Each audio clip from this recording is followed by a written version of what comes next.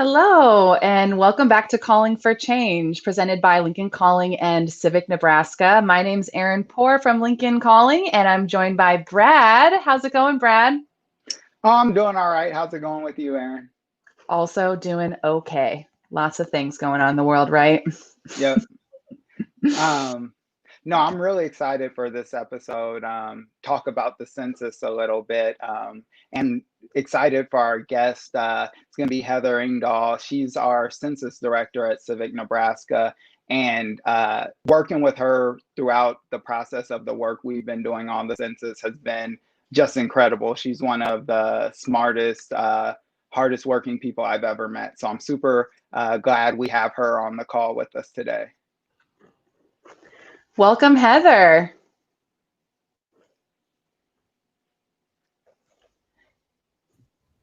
Thank you. Thank you. I was muted, but I appreciate that introduction, Brad. Thank you for having me.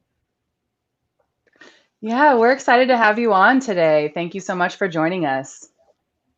Thank you. Very happy to be here. Very happy to talk census with everybody. Oh, yeah. So the first question is just you want to give us a brief overview over what the census is and like when did it start? Where did it come from? When did we just start this process? I know when I first started hearing about the census coming up, I was thrown off because they said it happens every 10 years, and I totally don't remember the 2010 census. That was the year I was graduating from high school, and I'm sure I was worried about other things, but I'm like, man, I really hope I got counted. So you want to just tell us a little bit about the history of it? Yeah. So just kind of an overview. The census, like you mentioned, every 10 years, we conduct a census, which is a population count. And so it looks like a quick survey. You go through your household and identify how many people live in your household so that we can count how many people live in the country, live in that state, and in your local community. And so it's a really quick process. It's easy. Your information is safe. But yeah, so that's kind of what it looks like. It's really, really important for a lot of reasons that I'm sure we'll get into. But literally almost everything's based off of the census count. And so really, really important for our democracy, a core value. So a little bit about the history of the census, though. The first census was in 1790, and it was actually federal marshals that rode around on horseback to count up everybody that lived here. And so it looked a lot different. The questions on the survey itself were a lot different. And the main purpose was actually to get an idea of our military capacity. So to get a count of men over 16 and to really gauge that industrial military power and the size of an army that we could have. So that's kind of 1790 version. Over time, though, it's changed in a lot of ways. Especially the way that race is asked on the census. That has developed ever since that first census, and among other things. But yeah, so overall, though, it determines federal funding for important programs, redistricting. So I'm sure we'll talk a little bit about that. But drawing the lines, our representation, how many seats we get in the House of Representatives per state. So really a lot of important things, and it's expanded, of course, past gauging our military power. I had no idea. I did not know that. I'm also like imagining like the ring wraiths from Lord of the Rings, like on horseback, like black cloaks, like racing across the land. I don't know. That's my imagination of the 1970 first census.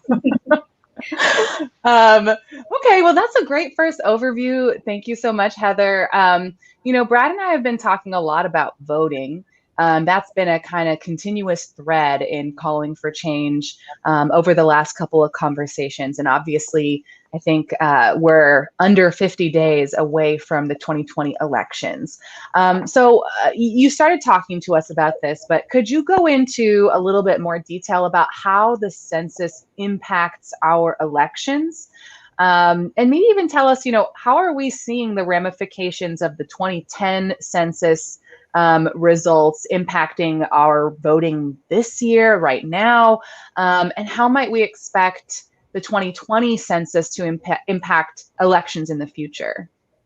Yeah, those are all really, really great questions. So to kind of start unpacking that, I would go back to a big use of the census data is to redraw the district lines. So redistricting occurs every 10 years after the census based directly on this data. And it's really important that each district, which has a representative for the people, has nearly the same amount of people in that each district.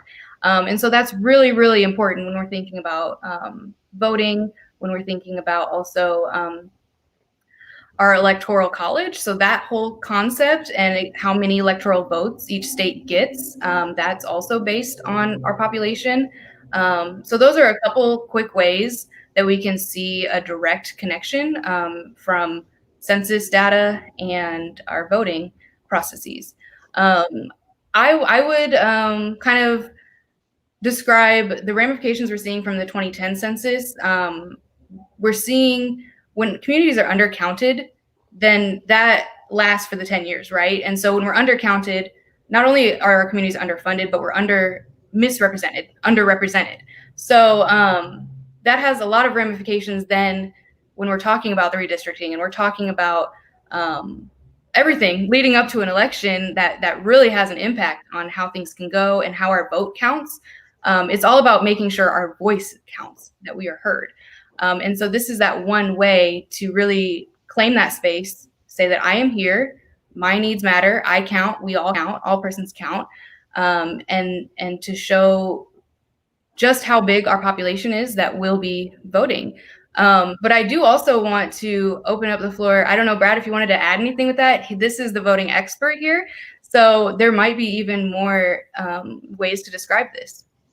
Well, I just think the biggest way the census ends up impacting the election is exactly like you said, with those maps that'll be drawn this year in 2021 and that were drawn in 2011 following the 2010 census. And those maps, if people aren't counted, and even if they are, in that process, in that map drawing process, creating those districts, there's such a chance for politicians to distort what those maps look like and how they're representing people. And one of the ways to make it harder for them is to make sure everyone in your area is counted, because it makes it a little bit harder to draw distorted maps. But a fair redistricting process is just as important as a correct count.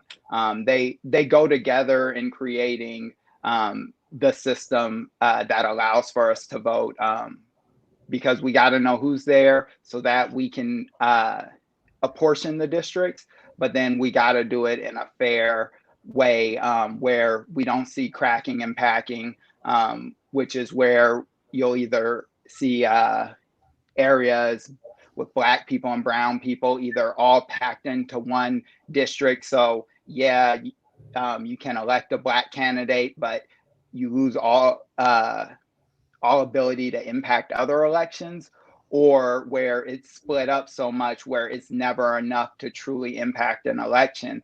And that comes from the census data. So having both of those processes run right is the biggest way we're affected by the census and redistricting. So a lot of people will think about Omaha in 2008 and how we went for Obama, Omaha did. And so after that, there was a redrawing process. And so if I'm not mistaken, I believe it was more of Sarpy County got moved into that district. So that changes the count and the makeup of that district. And so we see like all the time across the country that census data being used when the maps are redrawn, and it can either be used for good to make things more representative, or bad to see where politicians can make it easier for themselves to get elected. So that's really how the census impacts our elections, is through the redistricting process. I have a question about that. Thank you. I had no idea. So I know that the Constitution of the United States dictates much of how the census happens. Is that correct, Heather? Yes. Yep. Is the Constitution also as involved, Brad, in that redistricting process, or not so much? No, so redistricting, it's really the guidelines are pretty broad, where in most states it's really just it has to be about the same amount of people, like give or take a couple percentages, and like it they have to be continuous. Like you can't like have a district that's like this piece over here and this piece way over here are one district. They have to be two, but beyond that, it's really like dependent on the state. So you have some states where the legislature totally decides what the maps look like. Like here in Nebraska, you have some states where it's done now through computers and just using that census data to create fair maps. You have some states where there's independent boards that are ideally supposed to be nonpartisan that draw the maps. So it's a wide range of how the maps get drawn throughout our country. And it's like with most things with elections, where it's really state law. Almost everything with an election is going to be based on state law and not any national type of rule or guidelines. Okay.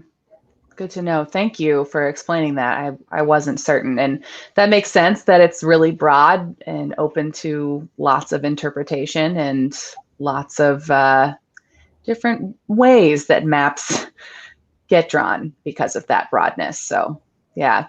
I mean, is there advocacy done, I guess, on the state level to move towards fairer methods of redistricting? You mentioned a couple of states are doing more computer drawn rather than, human drawn.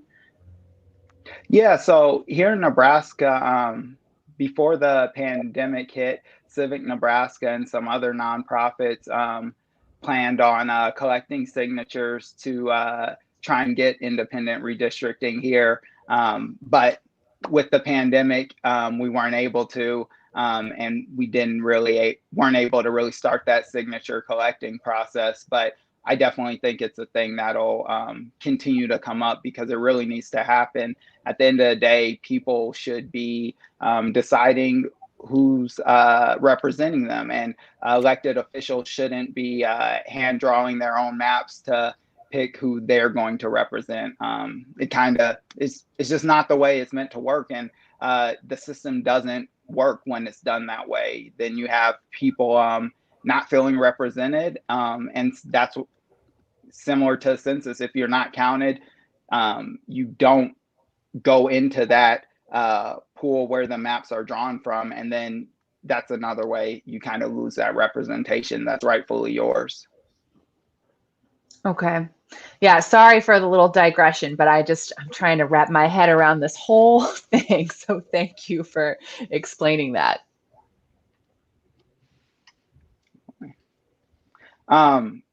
So we were talking about the census, and I got to talk to you about this, Heather, because I want to know your take, and especially just how it's evolved over your time working on this project. But initially, a big piece of our involvement at Civic and getting involved with the census was to be there to combat the fears around the census, fears that are almost always there, but have been like exasperated by just everything that's happening right now. And the idea that the census and like filling out your information would be used to target people.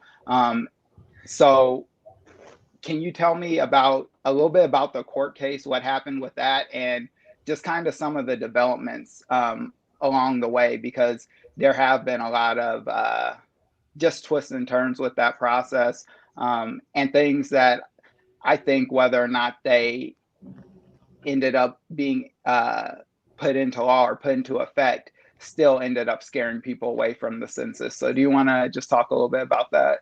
Yeah, definitely. And so there are some ongoing cases as well, but I'm going to start last summer. 2019 was when we saw there was an attempt to add a citizenship question to the census. The Supreme Court ruled that this is unconstitutional. The Constitution reads that the census counts all persons, whole persons. And so that was the first case that definitely heightened a lot of fear for safety and among other things. So now this year, there are a couple new things also to update on regarding all of this. There have been, so there was an executive memo that basically described that once we have the count, any immigrants without documentation would be removed from the count. And so that was found also unconstitutional by a judge in New York. So that was one case to share about. There's also now an ongoing case, but I should give some context with the timeline changes, because I think that's also pretty relevant considering the question of just everything that's gone on that we really didn't expect to have happen. But when we had COVID begin, we had operational timeline adjustment, as they call it. And so the Census Bureau kind of recalculated their timeline and their plans just to keep everybody's safety as priority. So normally they would have started going door to door to follow up with non-responding households in May, and they pushed that back to August. And then the data collection period would normally end July 31st, and they pushed that back to October 31st. And so this timeline adjustment was to postpone the field work so that nobody was going door to door during the month of May, June, July. And then also something to mention is that the Constitution outlines there's a statute, a deadline for delivery of the count, and that occurs December 31st of the census year. So that is one piece that is in the Constitution that is outlined as a statutory deadline. And so knowing that deadline and knowing that normally the Census Bureau has from July 31st to December 31st to process the data, they do a lot of work to ensure the integrity of the data in the count. That was reduced to 2 months then. So if data collection ended October 31st, they then have 2 months to turn that around for delivery of the count. So there was a request to Congress to pass legislation to change that, to have an extension to the spring so that the Census Bureau could have plenty of time to process the data and ensure its integrity. That hasn't yet occurred. So there still is an ongoing effort to encourage Congress to approve that deadline extension. But in light of that and other things, they have recently published what they call a replan. So we had the COVID timeline adjustment, and then now a recent replan. That has shortened the data collection period to September 30th. So a month less of data collection, which means that people will be undercounted. People will be missed. And we know the exact communities that will be undercounted. Those are the hard to reach communities and already underrepresented communities in our society and in our democracy. And so with that, just wanted to give you that background because there's another ongoing case in California regarding this replan. And so as of right now, the judge did rule it's a temporary restraining order for the Census Bureau to stop shutting down early. And so what that means is that any layoffs or firing that they were doing as they were gearing down to shut down had to stop. They needed to continue collecting data. They were enacting specific processes to be able to end the count on September 30th. That would also kind of mess with the accuracy of the count, right? And so that's still ongoing. There is actually a hearing Thursday where we'll hear more for the judge and see where that goes. And so we're hoping that with an extended, back to our extended October 31st deadline, that would be ideal. And then also an extension from Congress on the statutory deadline for delivery of the count, that would also be ideal, so that we could ensure that we have an accurate, complete count so that we don't miss any households that haven't yet responded, but then also that we have plenty of time to process that data and ensure the integrity like we would on a year without COVID. So I know that's a lot, but it's been quite an eventful year. I should say that with that. Wow. Definitely. Yes. Heather, you've been so busy. Oh my gosh. So, I mean, with all of these moving parts, I mean, how on earth have you personally been able to just keep up with it? And then also, how has your messaging, how has your field work had to change to kind of pivot with all of these changes and with the pandemic? That's a really good question too. Yeah. So, like Brad was saying before, our focus has been to address any fears. There are very valid concerns for the safety of information, safety for household members, etc. So addressing those, but talking through those with the community, not talking at the community, but with the community. And so that's really kind of the headline piece of our messaging, where we want to listen to the people, but in a way where we can also have a conversation to address those concerns. And so we know that there are laws to protect your information. We see that the courts have been upholding the constitutional direction that all persons count. And so with that, I would just highlight that we want to make sure everybody knows the facts about the census, that they know how important it is, and the impacts of an accurate or inaccurate census, that they know their methods, that you can go online to do your census and knock it out, but also that urgency to do that. The urgency has remained the whole time. So even before the timeline adjustment, we really want to just drive home the message of do it today, get it done now, and you don't have to put it off, because as we know, we're more likely to forget about it and not do it then. So that's kind of in a nutshell, a summary of those things. And then I'd say that it's been really interesting kind of keeping a balance of it. Definitely keeps me busy, but I do work with a great team, and it's really rewarding. So I would say that, even if you work, whether it's a 60-hour week or you're finally getting a balance of actually taking weekends off, it's still really amazing to see our response rates rising, and to have the conversations in the community, to be on the ground and talking with folks. Definitely. I feel like one of the hardest parts of your job is you have to work with me. So no, thank you for putting up with me and just doing such an amazing job. I don't feel like you've said how good Nebraska is doing in the census response yet so far, but what are we right now? Are we number 4? Yeah, last I checked, we were number 4. But some exciting news. Yeah, we've remained top 5 this whole time. Yeah, entire time. It's been amazing. And we've been competing in the top 5. It's mostly like Big 10 states, if I'm not mistaken. So we've definitely pulled on that rivalry there. So yeah, we've been doing really well though. Right now we passed 71% of a self-response rate, which was the 2010 self-response rate. And so that's an amazing number. That was one of our goals, to surpass the previous census response rate. And overall, I would say we're doing pretty good. We're shaping up pretty well overall. But I would just also highlight that as impressive as the different response rates and the different breakdowns of numbers can be, we still want to make sure, even if it's, a 10, 20% amount of households in our state that are missed, that is huge. That is detrimental. And so we want to keep working, and we know that the folks who have not yet done their census, that's our target audience. It always has been. And so we want to be reaching those folks specifically, to see how we can help and encourage them to get it done. Definitely. I want to be number 1.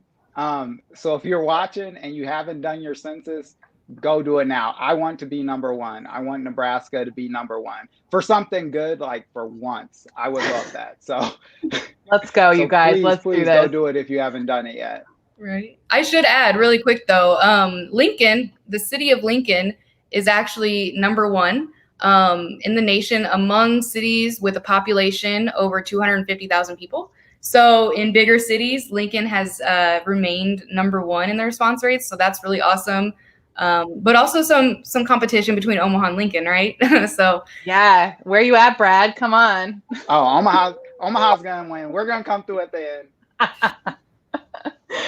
Heather, are you based in Lincoln or Omaha? I'm based in Lincoln, but I'm from Omaha. My heart is with Omaha. We got Heather, Brad. I don't know what to say. No, definitely. One question I had, Heather, coming off of that, just with areas having great response rates, when there's beyond the power aspect and people being able to have their voice heard, what are the other ways that like a low count, a bad count can affect somebody, even just like on their neighborhood level? What does that look like? Like if I don't do my census, I did, but if I didn't, like how does it actually like really impact me? Yeah, that's a really good question. So first, I would talk a little bit about the federal funding that is allocated based on our population count. And so that funds really important programs, assistance programs, school programs, healthcare programs, infrastructure and road programming. So those are things that we would definitely notice. If they go underfunded, we won't have the same access to them. And so that's one huge thing that we could see in our neighborhoods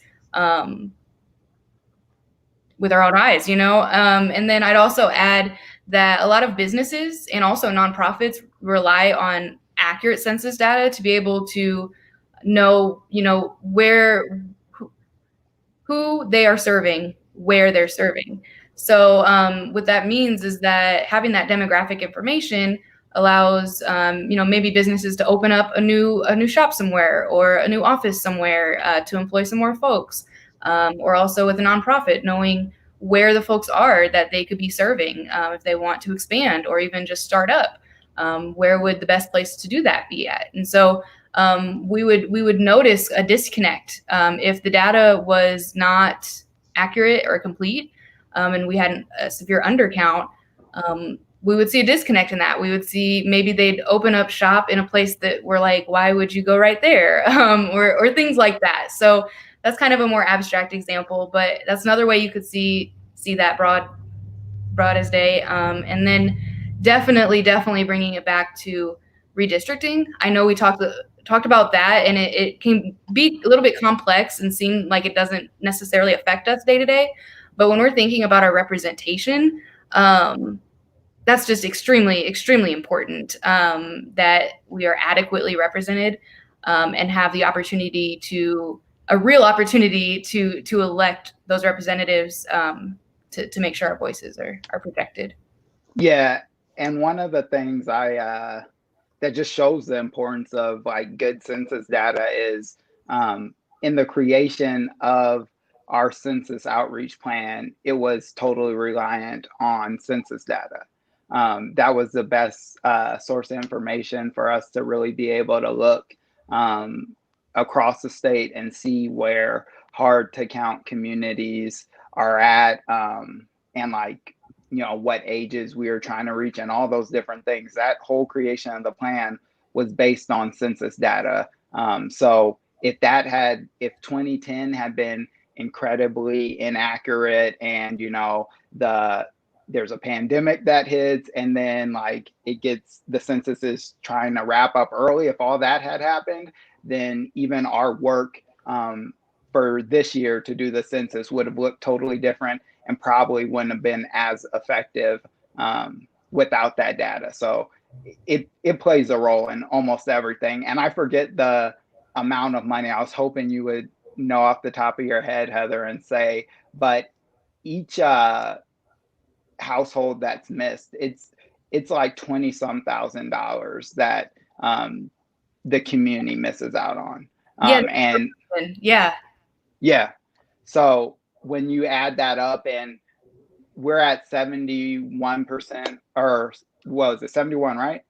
I believe 71.1. 71.1% self-response. So somebody who's good at math will do the difference between 100% and then times that by 20,000 some dollars.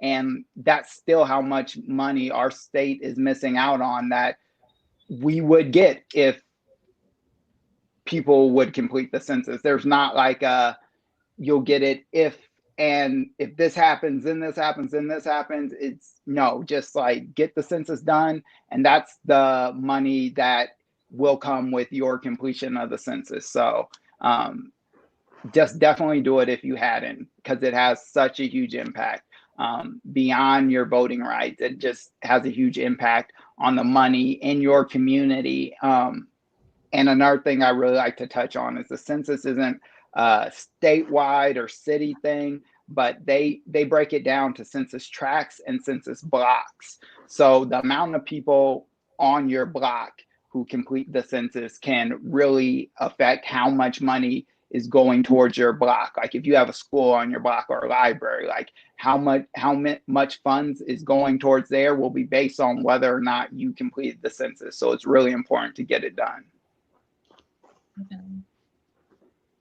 Absolutely.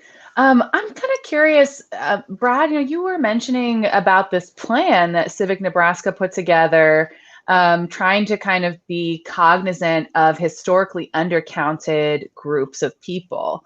And that's the question that I've been having. I've been listening to a lot of news conversations about the census and about historically undercounted populations.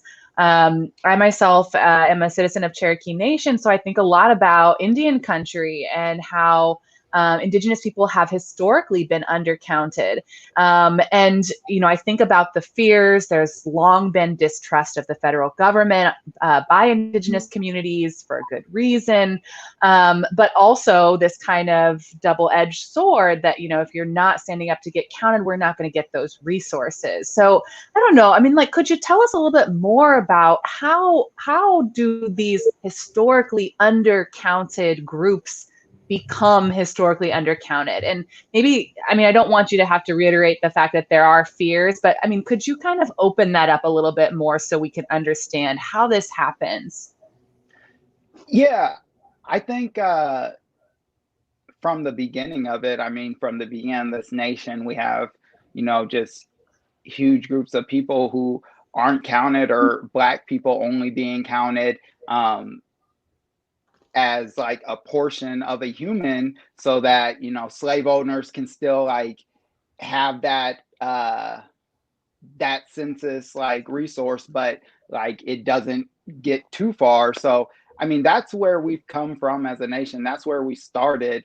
And then just that distrust of government, it's something that like when I was just first brought up the process of the census and stuff, to me as something like we could work on. I had to do a lot of research myself, because honestly, when I first heard, I was like, I don't know if I'm trying to like just put down all my information for the government to come have it. And I think that's a natural thing. I think every community that's would be described as historically undercounted has also been historically mistreated by this government. So I think how we stop having historically undercounted communities is that the government starts treating those communities right, is where I really look at it. And just that's the way I think it can change, is that when people start seeing the right things happening and feel like they can trust the government, then that's when you'll stop having, where you can say, okay, we already know this population is going to be undercounted because they don't want to be counted. And that's the problem. Even what was happening this year is there were things done with the census intentionally meant to scare people and to make them mistrust the government more. So then they don't want to be counted. So yeah, that's really where I see it. And I think it even ties in with voting.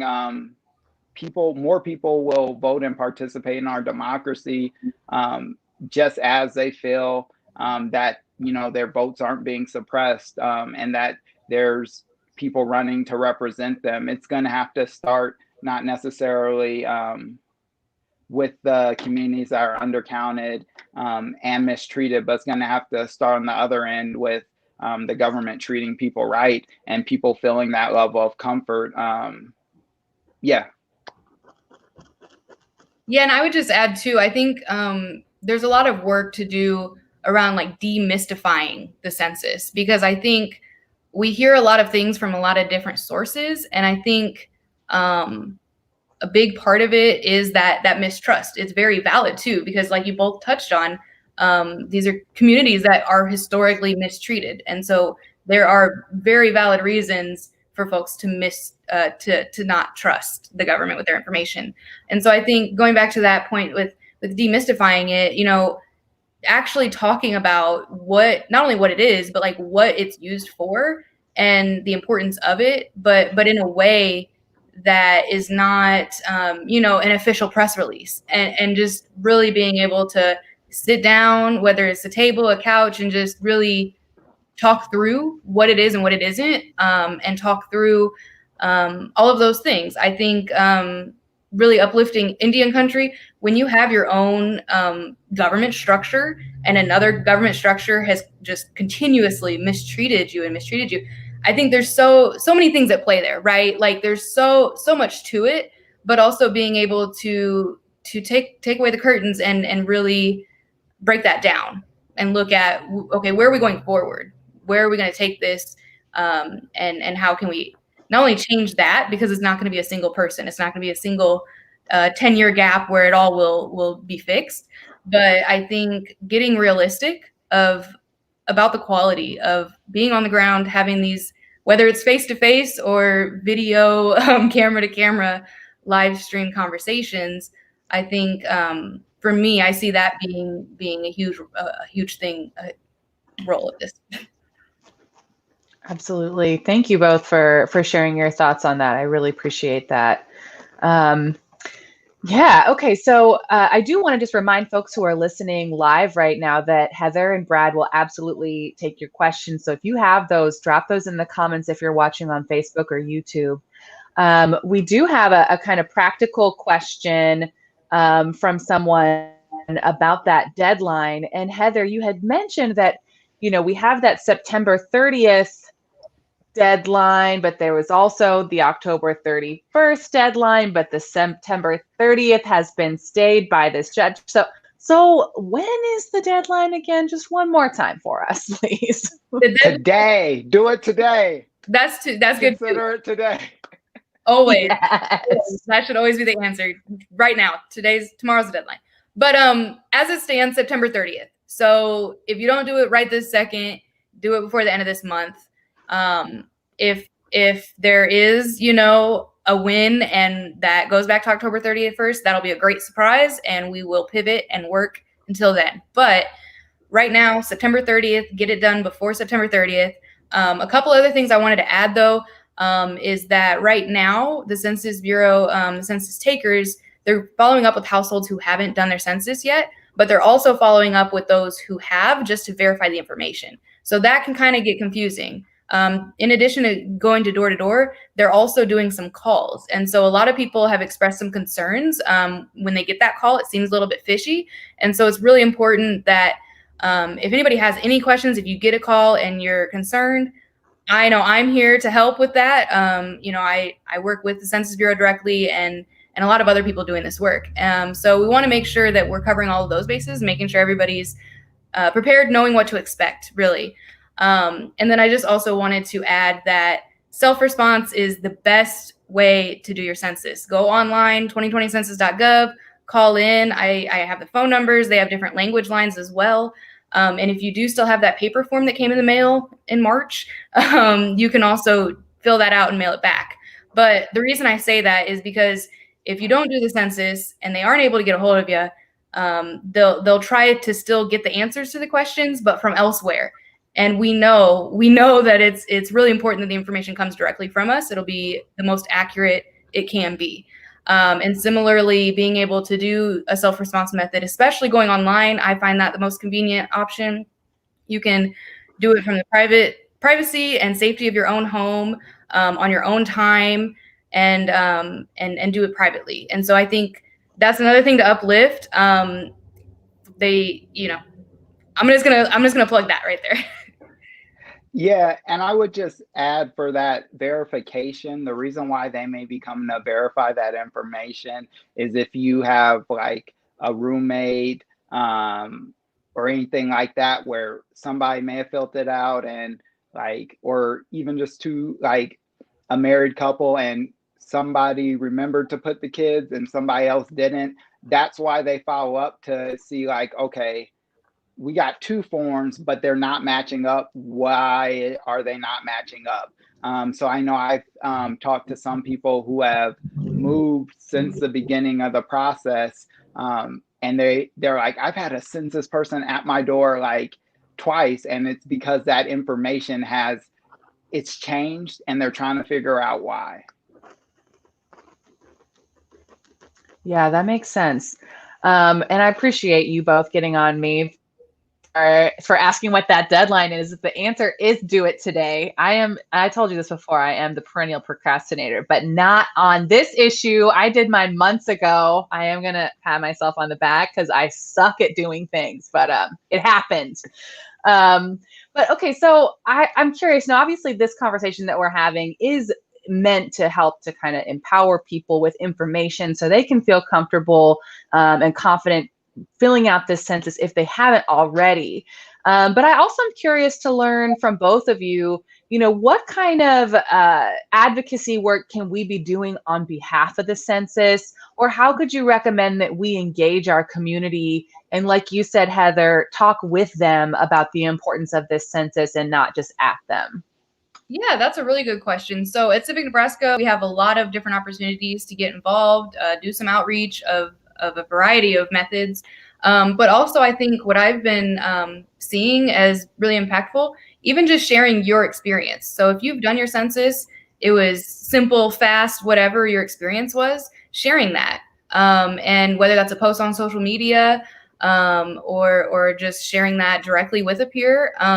I think there's power in that. And I think that goes back to the demystifying of it all, where we want to show, it was easy. I did it this way. I think it'll be easy for you too. So I really recommend that. That's something you could do right now, today, after you watch this. You're probably already on Facebook watching live. So if you make a post on Facebook and encourage your friends to also share their story. That would be, to me, kind of an easy action, but it could really go a long way. What about you, Brad? Yeah, I would say the same thing along those lines. I would say don't post it. It's really easy for your friends to scroll past that post, but social pressure is one of those things that works. It'll work with the census. It works with voting. Call those couple friends who probably haven't done it because they never do those things, and just call them and get on them and have them do it while you're on the phone with them, and just be like, look, I will get off the phone. We can stop this conversation when you've done your census. Do that with your friends, and make sure they get it done. Have them take a screenshot of once it's done, so they actually did it. And hold your friends responsible, because at the end of the day, that's what our community is. It's our friends and our family, and our neighbors. So it's up to us to just kind of hold our friends, our community responsible, and make sure they get it done, because it's not just a benefit to them, but it's a benefit to really the entire community as a whole. And that's another thing, I think, really just talking to them like, look, it doesn't matter if like you don't think you get anything from it. Like, kids being able to have more funding for their schools and be able to have nicer books, like that's worth it, even if you don't feel like, okay, I'm not getting anything from this. So that's why I would talk to them about it and just get them to do it. Absolutely. Okay, well, we are going to come to a close here pretty soon. We don't have a ton of questions coming in from the audience, but for those of you who are going to listen after the live stream, I'm going to direct you to Civic Nebraska. Find Heather, talk to Brad. These folks know their stuff. So before we go, Heather, Brad, are there any last comments that you want to make? Any last bits of info that you want to share with folks? I thought you were going to say something. I would just, again, shout out everybody that's already gotten it done, that knocked it out. That helps more than you realize. It's a pretty simple thing, but it's much bigger than we realize. And then also shouting out Civic Nebraska. You should come on over and be an advocate with us. Census and voting, all of the things that make our democracy what it is. It wouldn't be as great if it weren't for all of us, the people. So power to the people. That's my last shout out. Yeah, and going off that, that's one of the things I've been talking a lot about lately is power, and completing the census is really a way for our community to gain power. So there's so many different ways that we can gain power and create power. And the census is one of those ways. So don't discount that source of power. Make sure you're using that source of power because it carries over into elections, and then who can be elected and what laws are passed and what just what world we're living in. So definitely complete the census because it is a way to exercise your power. And it's one of the most inclusive ways to exercise your power. It's not like voting where you have to be a citizen. You just have to be living in the country. Even if you're here for vacation, if you're here for 3 months, you get that representation and get that power. So make sure you use that. Absolutely. Well, thank you so much to both of you for sharing your knowledge and experience, or for doing all of this work to make sure that we're getting counted, to help us demystify the census. We're so grateful for your work. Brad and I are going to stick around for another minute longer, but Heather, we'll let you go for tonight. Thank you so much. We're so grateful. Thank you for having me. It was great to be here. Thanks for coming, Heather. Bye, Heather. Bye. Brad, oh my gosh, I am informed. I feel like I learned so much. And again, I was like, I think I know things about the census, but I did not. Yeah, no, this whole year has been a learning process with me for it. Because yeah, I don't remember the last one at all. I still have my fingers crossed, hoping that like my mom remembered to count me. But yeah, I've learned a lot, and it's been really cool to see and just discover the way it affects us in so many different ways. I just never would have known. So absolutely, the longer I do it, the more I learn. For real. And you know, like I'm always, my dad used to always say, knowledge is power, you know, and you're talking about building power, and it really is. You have to stay informed, you know, you have to stay engaged. And part of that engagement is really seeking out that information. So I'm just so grateful for you, Brad, and for Heather and all the other experts that have been coming on Calling for Change and sharing that expertise. I really do feel more empowered to step up and make those calls for change, as you know, as we've been talking about. Definitely. And yeah, everybody has that power. But a lot of times it's purposely not taught to people so that they don't use that power. And even with the census, like, yeah, we saw like there was this whole effort to discourage people from doing it. So we really have to be that change in advocating for people to use their power. Absolutely. Okay, so Calling for Change, we're shifting to a bi-weekly program, but in 2 weeks, big event, Lincoln Calling's digital experience is happening. So it'll be October 1st, 2nd, and 3rd. We have over 40 musical artists. We'll have visual artists. We have education programming planned in the areas of wellness, sustainability, entrepreneurship, innovation, and of course, in civic engagement. So we really want to invite you all who've been following along on the Calling for Change journey to tune in. We are going to have a conversation with a number of artists who are participating in the festival who are also activists. That conversation's called While I Have Your Attention, Artists as Activists. And they'll be talking about how they use their platforms, their artistic platforms, to do advocacy for issues that they really truly care about. We're also going to be visited by Ana Maria Archila, who is the director of the Center for Popular Democracy, who's going to be talking to us about grassroots organizing. She's been like on the front lines, in the trenches, doing a lot of organizing for workers' rights, immigrant rights. And so we'll be talking a little bit more about just the mechanisms of organizing. But then we want to kind of talk a little bit more about organizing in the future. Brad, I know you've been doing a lot of grassroots organizing in Omaha. So I'm really excited to dig into some of that work with you on future conversations for Calling for Change. But after we do the Lincoln Calling Festival on October 1st through 3rd, we're going to dig into some ballot initiatives. So Brad, do you want to talk a little bit, you want to kind of tease that a little bit? Yeah, so we'll be going over the different ballot initiatives that'll be on there, including payday lending, gambling, and one that not a lot of people know, but slavery is actually going to be up for a vote in November, whether or not we continue to allow an exception for slavery in our Constitution.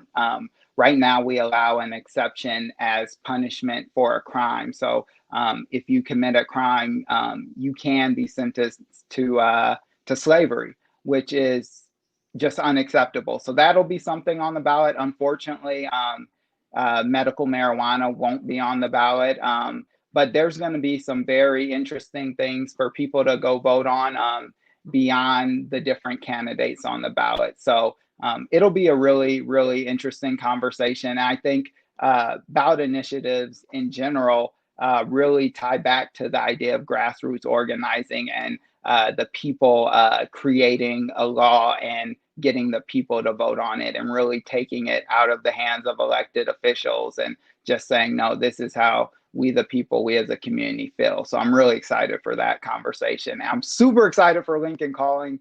I remember my first Lincoln Calling a couple of years ago, and it was just such an amazing time. And I'm bummed it's not going to be in person. I was looking forward to it this year, but I am totally bought in on how it's going to be now, because there's going to be some really cool things. I'm very excited about it. Yes, we're so excited too. I know, and our hearts are broken that we can't be dancing and moshing around on the dance floor with everyone, but it's okay. In time, we will. We're excited to be able to gather in this new digital way. But yeah, so awesome. We really look forward to having these conversations with y'all.